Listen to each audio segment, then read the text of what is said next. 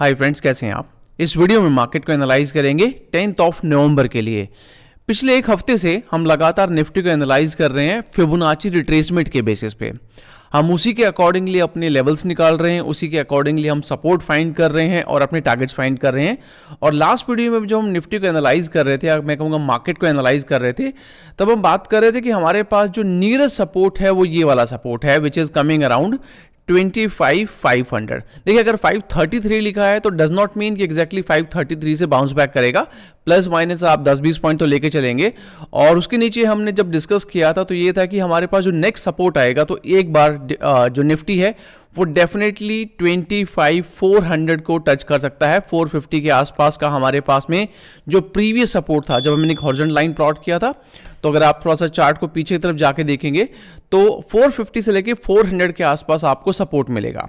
अब देखिए, last trading session में यही हुआ, निफ्टी ने सीधा फॉल दिखाया। पहले ही कैंडल में ये वाला जो हमारा टारगेट था, जो 50% रिट्रेसमेंट पे था, उसको हिट किया, वापस से रिकवरी शो किया, रेसिस्टेंस फेस किया एग्जैक्टली इसी लेवल के आसपास, और क्लोजिंग भी इसी के आसपास रहा। और एक चीज हमने और डिस्कस किया था, वो ये था कि इस टाइम जो मार्केट के हालात बन रहे हैं, मार्केट लगातार फॉलो कर रहा है अपने ग्लोबल मार्केट्स को।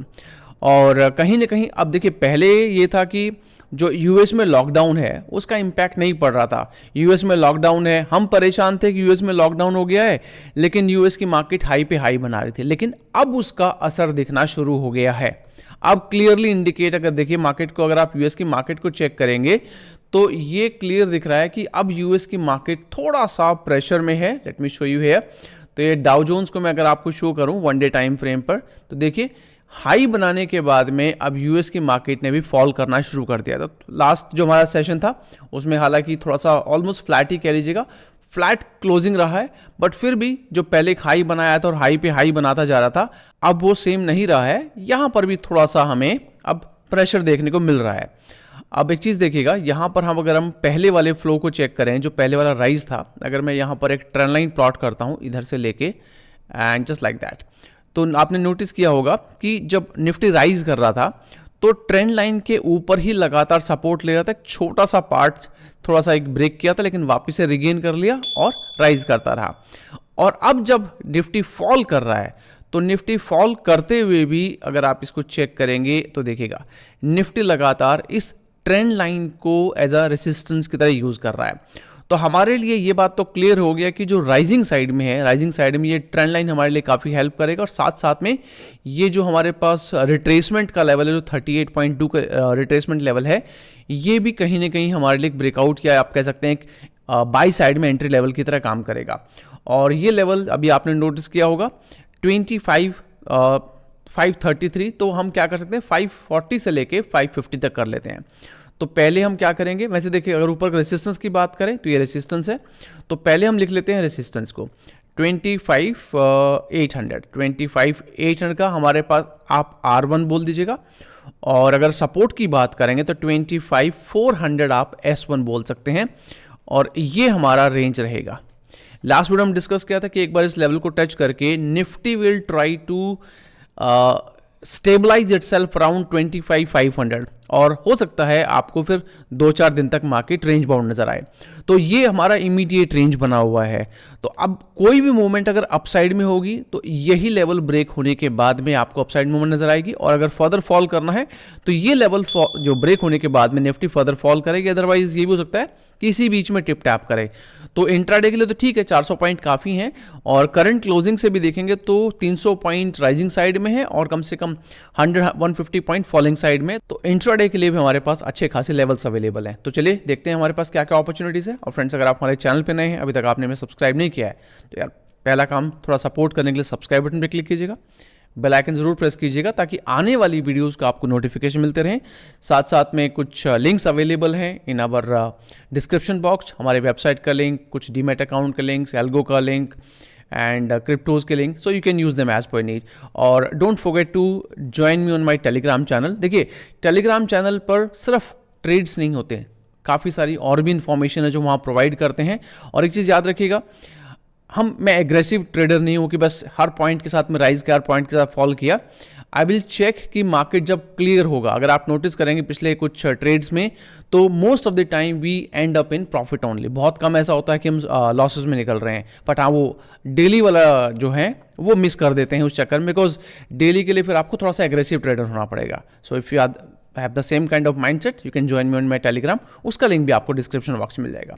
तो चलिए देखते हैं कि ऊपर का लेवल हमारे पास में यहाँ तक जाना है अगर हमें, तो पहले ये ब्रेक करेगा तो 25,540 से लेके 50 का लेवल रहेगा।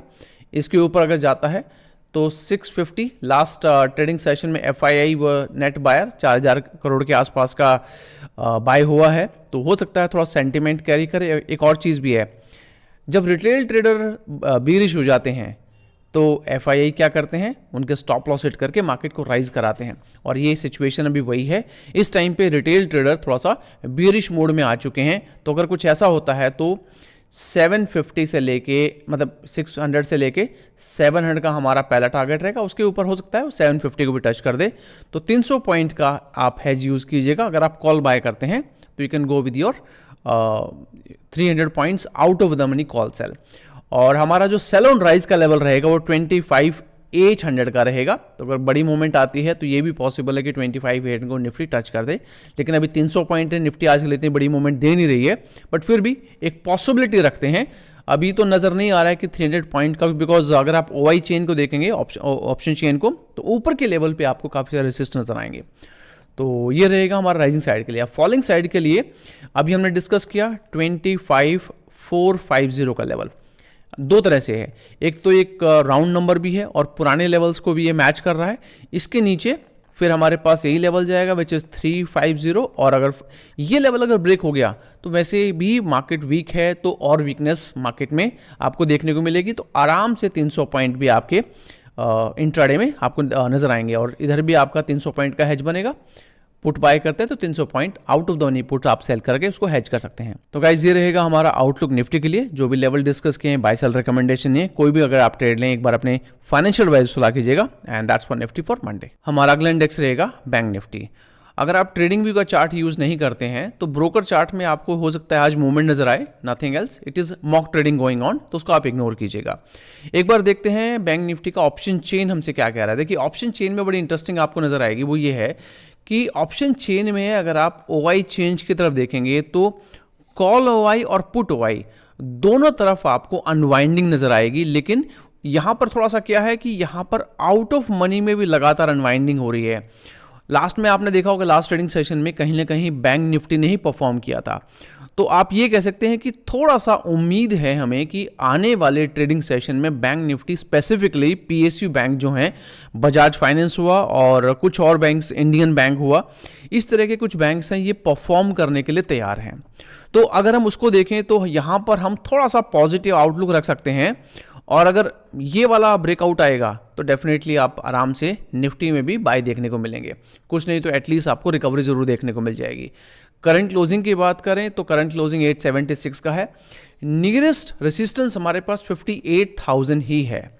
ये वो लेवल है जिसके ब्रेक होने के बाद में 200 और 350 के टारगेट आपको मिल जाएंगे, और अगर नहीं मिला तो यही आपका सेल ऑन राइज लेवल मिलेगा।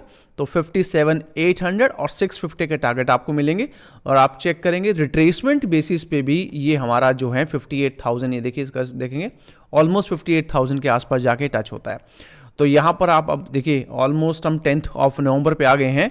तो अब आप क्या कीजिएगा, 600 पॉइंट का या 600 तो नहीं 700 पॉइंट का हैज यूज कर सकते हैं। मतलब अगर आप 58,000 का कॉल बाय करते हैं तो 58,700 का आप कॉल सेल करेंगे तो उसको हैज भी बन जाता है, और इसको स्प्रेड भी बोलते हैं। फॉलिंग साइड में यही लेवल है हमारे पास में जो इमीडिएट सपोर्ट है। तो अगर आप पहले भी देखेंगे, पहले भी यही लेवल हमारे लिए कभी सपोर्ट कभी रेसिस्टेंस की तरह काम करता है। तो हम क्या करेंगे 57,800 in case of flat opening. बाकी तो हमारे पास ये सेल ऑन राइज वाला है।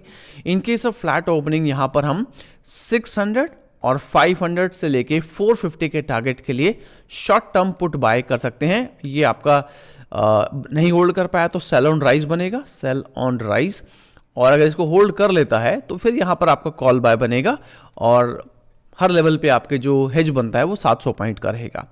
तो और यहां पर हम बाय ऑन डिप की तरफ थोड़ा सा अवॉइड करेंगे। रीजन बीइंग अगर मार्केट ने अपने क्रूशियल लेवल को होल्ड नहीं किया तो वैसे भी बाय ऑन डिप नहीं बनने वाला, मार्केट स्लाइड ही करेगा, तो बेकार में हम रिस्क नहीं लेंगे ज़्यादा। तो ये आउटलुक रहेगा हमारा बैंक निफ्टी के लिए। हमारा अगला इंडेक्स रहेगा सेंसेक्स। आपने नोटिस किया होगा ज़्यादातर सेंसेक्स निफ्टी को ही मिरर करता है, और अभी जब हम बैंक निफ्टी को एनालाइज कर रहे थे तो हमने एनालाइज किया कि बैंक निफ्टी थोड़ा सा पॉजिटिव है। लास्ट ट्रेडिंग सेशन में भी आई थिंक जो मैक्सिमम एफआई की बाइंग हुई वो बैंक्स में हुई है, तो अगर वो कंटिन्यू रहा तो बैंक निफ्टी डेफिनेटली निफ्टी को लिफ्ट कराएगा, और same goes with our Sensex also. तो सेंसेक्स में अगर आप नोटिस करेंगे तो ये हमारे पास में इमीडिएट रेसिस्टेंस निकल के आएगा, वो ये लेवल है विच इज़ कमिंग अराउंड 83,350, और करंट क्लोजिंग की बात करेंगे तो 216 का है, और ये आपके लिए हो जाएगा immediate support and which is coming around, अगर आप देखेंगे तो 100 के आसपास आ रहा है।